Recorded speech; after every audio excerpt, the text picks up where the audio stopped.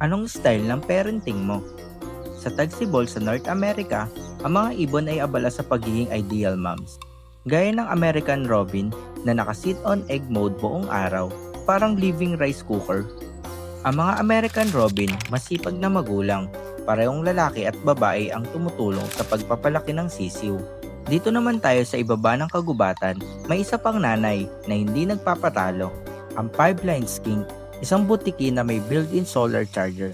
Ang skink ay mahilig sa araw, sun-loving, reptile sila kaya umaasa sila sa init ng araw para ba makontrol nila ang body temperature.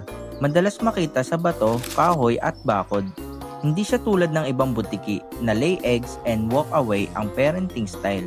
Siya ay tapat na nanay. Para mapainitan ang mga itlog, magpapaaraw muna siya para bang magcha-charge muna siya sa arawan, tapos dediretso sa pugad sa ilalim ng troso at ipapasa ang init sa mga itlog.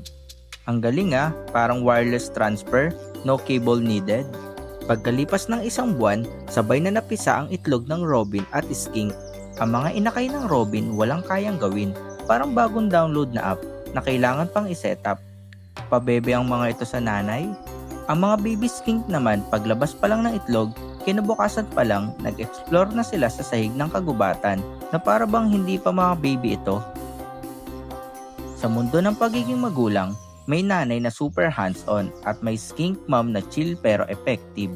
Isang araw lang ang alaga, self-reliant kids agad. Kung may parenting award, panalo ang butiking ito. May solar power lab.